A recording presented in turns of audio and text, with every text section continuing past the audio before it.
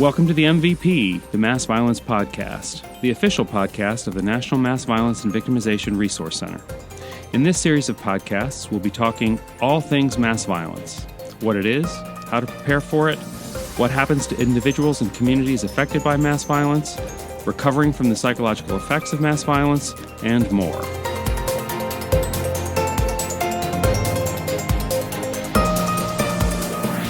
Today, we're going to be talking about what happens after a mass violence event, after the danger is over and communities have to respond. And with me today is Dr. Ben Saunders, who is the NMVVRC's Associate Director. Hello, Ben. Hey, Dan. How you doing? I'm fine, thanks. So there are some aspects of responding to violence that are pretty predictable, like finding and prosecuting the perpetrators, memorializing the victims, figuring out how the community might be able to resume fairly normal day-to-day functioning, and so forth. But there are some other less expected aspects in the aftermath of violence, too. So Ben, what are some of those issues that communities don't really expect when it comes to responding to a mass violence incident? You know, that's really an important issue because there have been so many mass violence events, particularly in the United States. Communities have begun to take a look at how can we prepare? How can our community become more prepared for a mass violence event? And as you just mentioned, there's many things that we know about mass violence events that allow communities to prepare for that. And some of these are pretty obvious and pretty well thought out at this point. One thing that we have experienced, though, at the National Mass Violence and Victimization Resource Center is that there are many things that happen, or at least some things that happen, that are quite unexpected and sort of not intuitive, that you really wouldn't think, gee, that's something we have to prepare for. So, for example, this is actually a good thing. One thing that often happens is when there's a mass violence event, it gets a lot of publicity. That really goes all over the world. And what happens is, from all over the world, the community gets offers of help. Mm-hmm. People want to help. When they hear something terrible like this has happened, they want to help.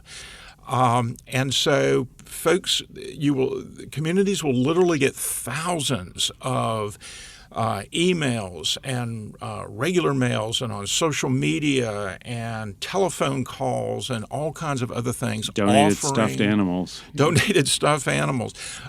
Really by the thousands, mm-hmm. really.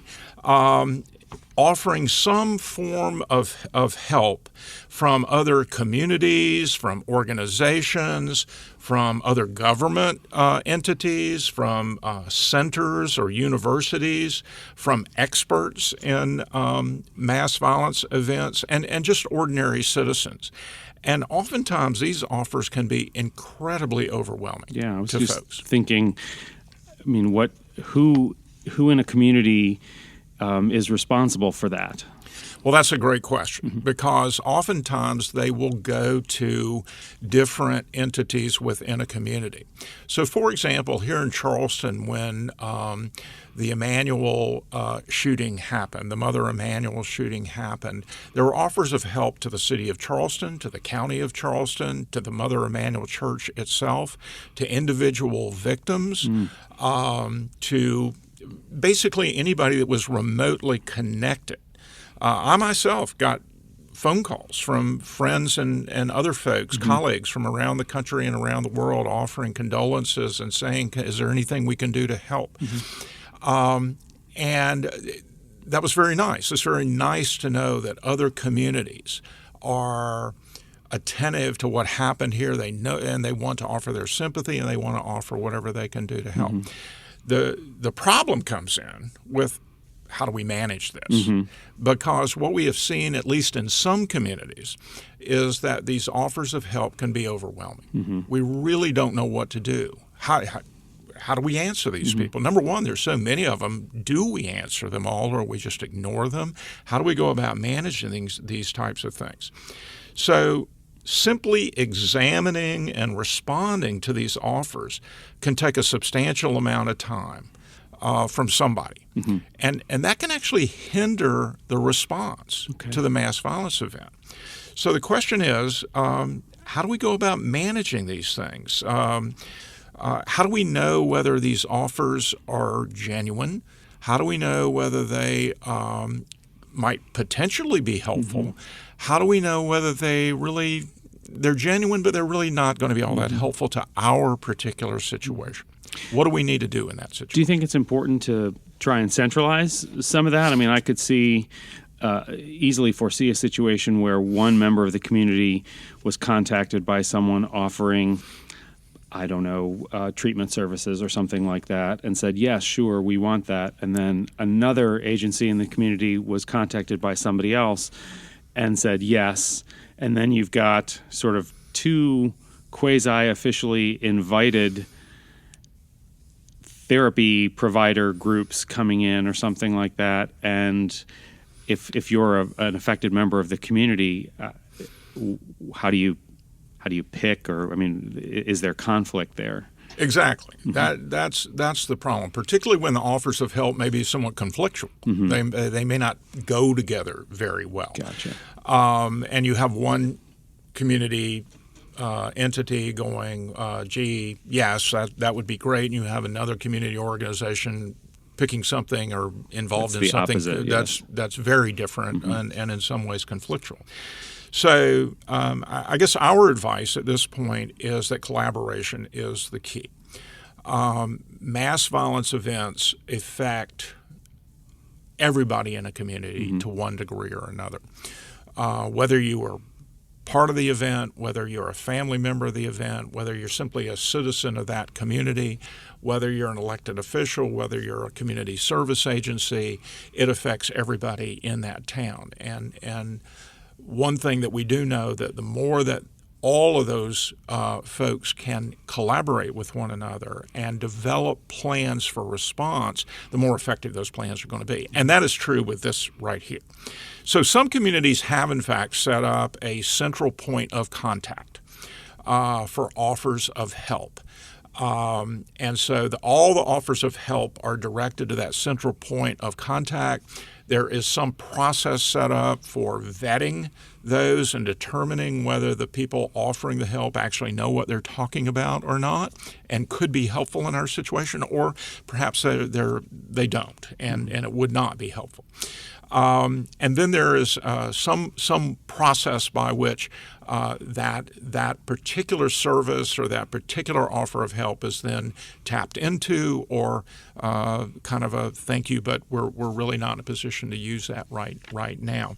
So we think that some way of collaboration, whether it be a central point of contact or at the very least communication about these offers of help between the affected agencies, so that we don't get these discrepant responses and these potentially conflictual types of services and other kind of things coming into a community because they were invited by one group but nobody else knew about it, that type of thing. So we would suggest collaboration, establishing some way of vetting these particular offers of help. That may be a single point of contact, but I'm sure there's other models that could be used as well.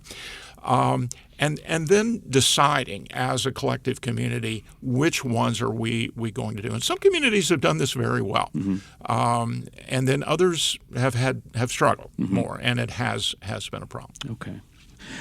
All that sort of talk about collaborative, and I mentioned the sort of multiple offers from treatment providers, made me think of sort of the joke that folks in our profession have talked about, sort of the grief counselor phenomenon, that after something bad happens, you can be inundated with offers from professionals, sort of well-meaning folks who contact affected individuals to let them know about this cool, awesome service for solving all their problems.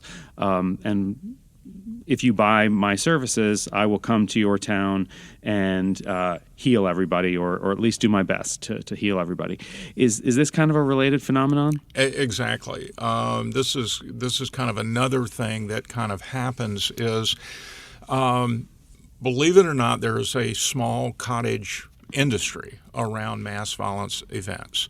There are centers and companies and individual practitioners and individual professionals who will come in and will offer services to a community. They could be anything. It could be consultation. We will come in and we will help guide you through this difficult period in your community's life. It could be training.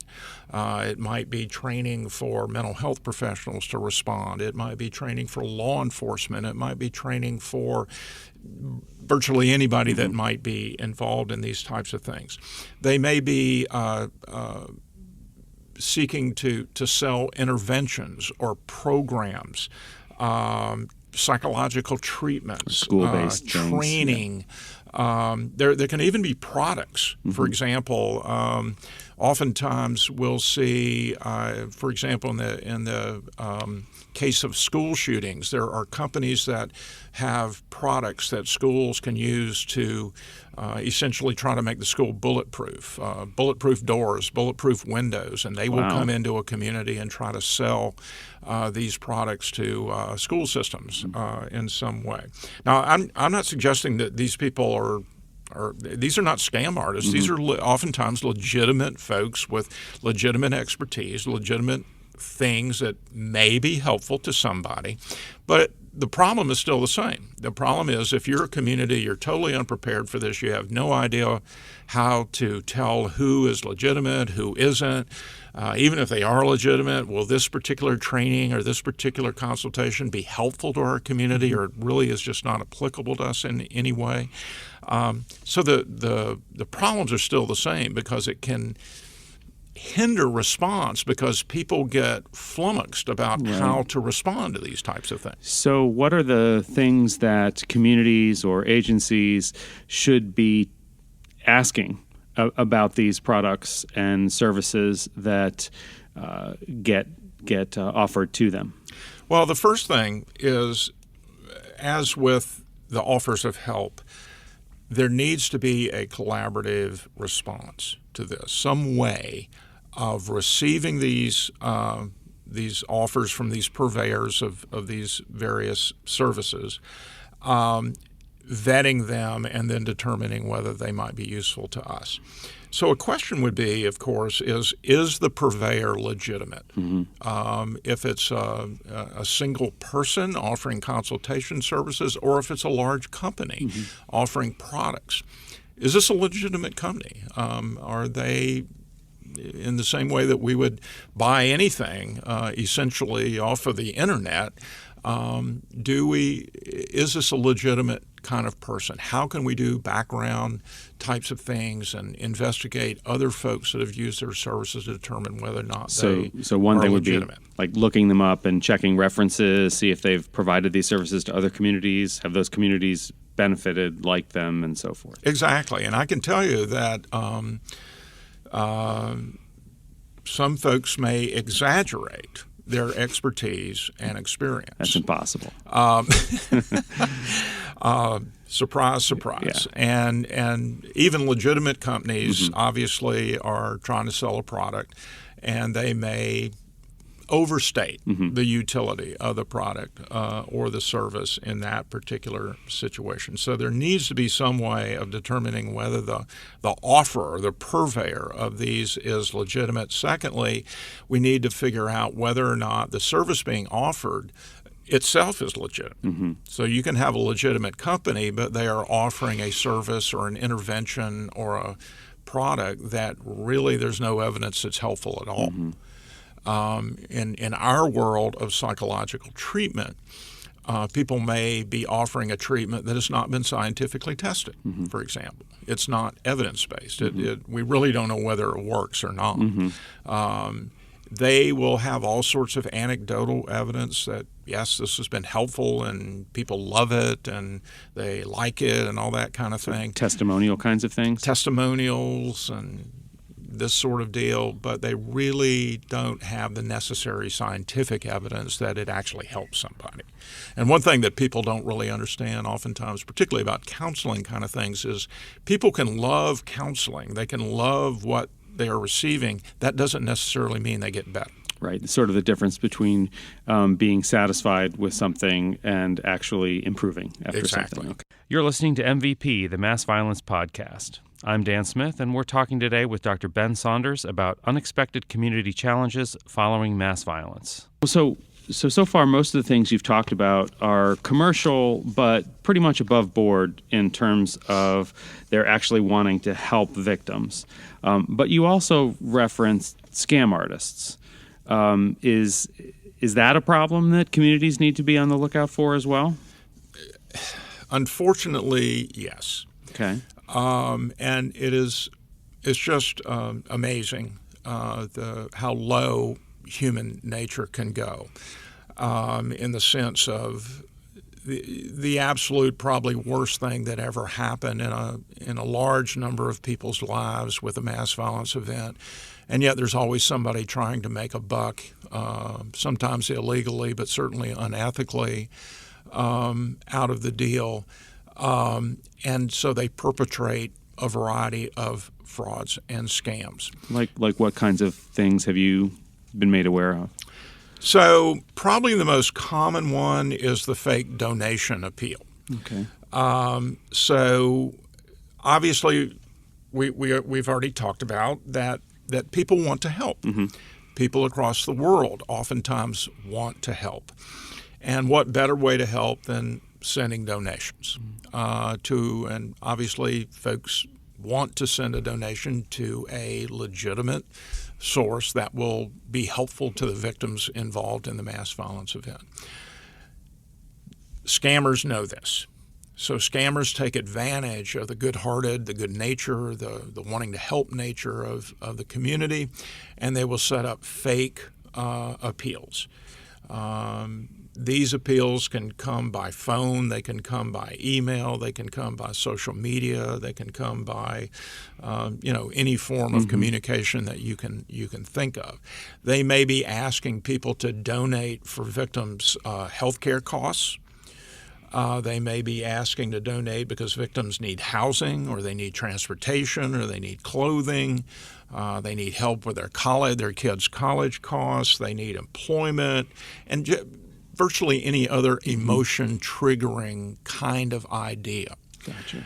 And of course, people hear this and they think, "Gee, of course I want to help." Right. They're just appealing to the good nature of the public. Yes, and they'll make these donations, and oftentimes unfortunately, some of these are scams and frauds. So, what should the public do, or are there things that communities can do to limit the effectiveness of scam artists? Yeah. I think there's really a couple of things that we can do to think about this. First of all, to widely disseminate information to victims, to survivors, and to the public about the true needs of victims, what victims really need help with, legitimate fundraising vehicles that have been set up. Virtually every community sets up a set of funds that are in fact legitimate, that will be used to help victims and others in need of help after a mass violence event. These need to be widely publicized so that people can take advantage of them and send their donations there. And then also issuing some cautions about possible scams, so that people know. They don't just they automatically know to kind of have their antenna up a little bit. And if this is not one of the sanctioned, legitimate vehicles for making a donation, you may want to investigate a little further about what this is all about. So one thing that we have seen, for example, is people setting up fake GoFundMe accounts. Okay. And the GoFundMe company, is well aware of this, and they actually have done heroic efforts to try to identify these fake accounts and shut them down, to keep that from being a vehicle. But it's still, it's just hard to get to everything. So again, widely disseminate that, and then of course report any fraudulent activity to law enforcement that you see. Okay. And if it is an online company, is something that's propagated through Facebook or any of the other social media outlets, to let that company know that this is fake, and that they need to do something like that. So being cautious, utilizing the legitimate vehicles, donation vehicles that are set up, reporting the fraudulent activity you see, and then for public officials, really widely disseminating this information about ways of making appropriate donations. Gotcha. This is the MVP, the Mass Violence Podcast, brought to you by the National Mass Violence and Victimization Resource Center, and we're talking community preparation with Dr. Ben Saunders. Okay, so that's really good stuff about what to do with respect to sort of the fake and scammy kinds of things that go on. But what about sort of other kinds of solicitation, maybe solicitation for genuine, legit expenses, but maybe seeking funds in a direction that they're not actually needed, which might be surprising to some folks, that not every single need of a violence-affected community needs to be solved by the public. What kinds of issues have you seen in that regard? The good news is that every state in the United States has a victim services program that includes funding for a wide variety of victim services. That includes things like victims' compensation funds, which will provide compensation to victims of violent crime for legitimate, appropriate costs related to their victimization. And these are kind of standard programs, and they're available in every state in the United States. When there is a mass violence event, oftentimes the federal government, through the Office of Victims of Crime, will be able to provide additional supplementary funds so that the standard funds within a state are not overwhelmed by this, and so that people that have other kinds of victimization experiences are not deprived of the help they need because of this mass violence event. So one of the things that we see, for example, is that people will solicit funds for burial costs. Right. Seen a lot of those. And when you think about it, that sounds very legitimate to me. We certainly don't want victims family members burdened by the burial costs of their family member that has been a victim in a mass violence event.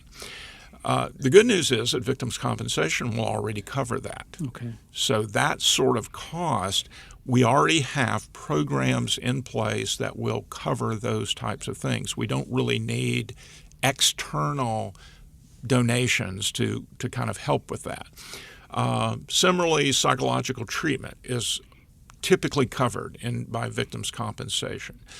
There also may be other kind of standard programs within the community that are covered that where these costs will already be paid for. Gotcha. Now, there may be legitimate needs that are not covered by these, and so that's why a central standardized approach to donations is so important, because the public officials will know how to best use that money in where it's really needed, not for things that are already covered by other programs. Cool. One of the more interesting and perhaps even shocking aspects about the aftermath of mass violence is the presence or appearance, sort of out of the woodwork, it seems, of conspiracy theorists or event deniers. People who say, nope, this actually didn't happen. It's all made up. And we've certainly seen these notably after the Sandy Hook and to some extent the Sutherland Springs shootings and some others.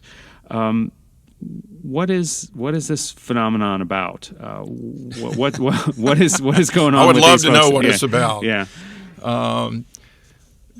Wow, this has really been something.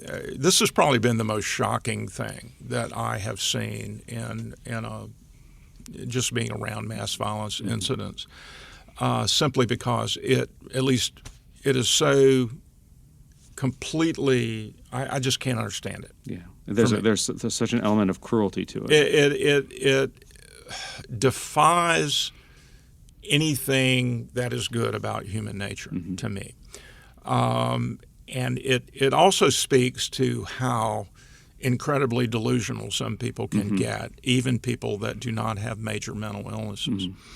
But what this is about is a mass violence event will occur. And I think where we have seen this most is when they have occurred in a fairly limited setting where there oftentimes is not video evidence of the crime, though in some cases there has been video evidence of that, and it may be limited to a particular space. So a church shooting, shootings in a school, shootings within a particular workplace, as opposed to say something like Las Vegas, which was a shooting in an open-air concert where literally tens of thousands of people were at the location, and there were videos. And everybody whipped out their phone and started recording the hysteria. Exactly. Yeah. And what it is there's different groups of people. I'm not sure that there's a consistent group, but have come to believe that these particular incidents are not true, that these particular incidents are exercises being conducted by the Homeland Security Department, for example, in an effort to scare the public and facilitate laws that will take away the rights of citizens. I see. And they oftentimes come in and they view these things simply as theater. They think they were simply a put-on deal, like a show, and that, quote, crisis actors were used to be part of any film or any video that might be available, or any interviews that were conducted afterwards, or to be labeled as the victims and this kind of thing. They oftentimes will deny that these victims ever existed. They're not even real people. They will certainly deny that the incident was real. They will deny that there were any deaths. And they will condemn all those involved in the incident as, quote, cooperating with the government to take away our rights. Wow. So what kind of behaviors do these folks engage in that make it so problematic for victims and communities? Well, let me give you an example. So here's an example of two of these deniers, or whatever we want to call them, conspiracy theorists, talking to the pastor of the Sullivan Springs Baptist Church, where 26 people were murdered, including the pastor's daughter, I might add. The pastor was not at the shooting because he had another engagement that week and had a substitute pastor, but his daughter and wife were there, and his daughter was killed. Here's what these people said to him. This is supposed to be a man of God, but yet he's told the whole world that 26 people died in his church when nobody died. He's a liar. Let's go, Frank. Let's go polygraph right now. I've got a man in San Antonio. The comment you just made, knowing my 14-year-old daughter's laying... You're a liar, Frank. You're a filthy liar, Frank. You know? You're a demon, Frank. You should be able to provide the evidence more than anybody on this planet. This guy should be able to provide evidence of a death that happened at this church. So that's the kind of thing that they say. These folks, they will berate people. They will harass people. They will call people up on the telephone and condemn them for being crisis actors and cooperating with the government just out of the blue. So a victim's at home, the phone rings, they answer the phone. It's one of these people telling them that their loved one did not die, that their loved one never existed, that they are the most terrible people in the world for cooperating with the government. Why do they keep doing this? It is stunning. It is stunningly cruel the way this works. So I think this is something that most communities are not prepared for. I was going to say, and so how does a community prepare for that? Is there some sort of inoculation that can be done? Just sort of, hey, everyone, I know you're dealing with a lot right now, what with all the mass violence that we just experienced, but hey, be aware of this too. Is that something that is a best practice, or do we even know what a best practice is for something like this? I think at this point we just have the experience of what some other communities have done, and I'm not sure that we are prepared to say this is the way to manage that. Okay. But I think there are some lessons that have been learned. First of all, I think just knowing about it. Right. And I don't think necessarily that this is information that needs to be the first thing that is broadcast out to the community or the public. Right. Because we don't know whether this is actually going to happen. This doesn't happen in every mass violence event. Okay. Happens in a select few. How they get picked, quite honestly, I don't know. But I do think that public officials need to be aware of this, and professionals that are about the business of preparing their community, they need to be aware of this. I'm not sure this is something that we need to immediately broadcast out to the public and that type of thing until it happens.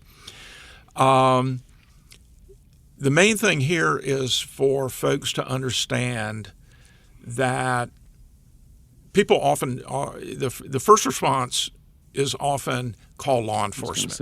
And there's certainly nothing wrong with that. Call the police, yeah. But law enforcement is going to be somewhat hampered because we have the First Amendment in the United States. So it's not a crime to call someone up and be cruel to them. It really, as far as I can tell, unless you're making threats, specific threats, unless you are threatening some sort of terroristic act, unless you are making some kind of threat that is plausible, simply calling somebody up and saying you're a bad person for cooperating with the government in this sort of delusional way that people do it doesn't appear to be a crime. What about stalking or harassment kind of crimes? So Right. there may be things, but I can tell you that most communities, law enforcement is reasonably limited about what it can do because just the way the laws are. Gotcha. So how do we do this? Mm-hmm. Well, if these folks do show up, number one, hopefully community officials, elected officials, people providing community services would already be aware that this is a possibility and would be prepared to support and aid victims in as they try to manage these particular folks. If laws are broken, law enforcement should absolutely get involved. So, for example, there may be situations like stalking or something like that stalking laws that can be brought to bear. Some of these people may be trespassing on property that they're not allowed to trespass on. That can be something that law enforcement can help with. But at the end of the day,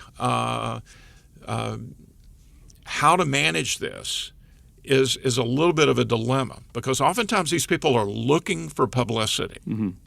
So when Channel 2 shows up and starts filming these people, it's a win for them. It's a win mm-hmm. for them. So this may be something that the community needs to think about. To what degree do we want to publicize this behavior and reinforce this behavior? So I think the main thing that we can do is involve law enforcement when we can, make sure your community officials know about this possibility, make sure that folks that are providing emotional and physical support to victims know about this possibility, working with your news media about how are they going to cover this in a way that will be helpful to victims, not necessarily giving them the publicity that they desire and want. Although, quite frankly, a lot of these people bring their own cameras. Mm-hmm. They're bringing their own cameras and they're posting it on the internet. So, the mainstream media may not be even something that they even that, care about. Okay. So at this point, it's more information and emotional support. Okay. Thanks, Ben. That's great information. And just for folks out there, we've actually memorialized a lot of the information that Dr. Saunders has talked about into a tip sheet for communities to how to expect unexpected challenges in responding to mass violence. And that can be downloaded from the National Mass Violence and Victimization Resource Center's website, which is www.nmvvrc.org. Hey, Ben, thank you. That's all the time we have for this edition of the Mass Violence Podcast. I want to thank my guest, Dr. Ben Saunders, for his insight about the unexpected challenges that communities face after mass violence and how to prepare for them. In future editions of the MVP, we'll be talking with people affected by violence, with community leaders, and experts about topics related to readiness, response, and resilience to mass violence. And thanks for listening.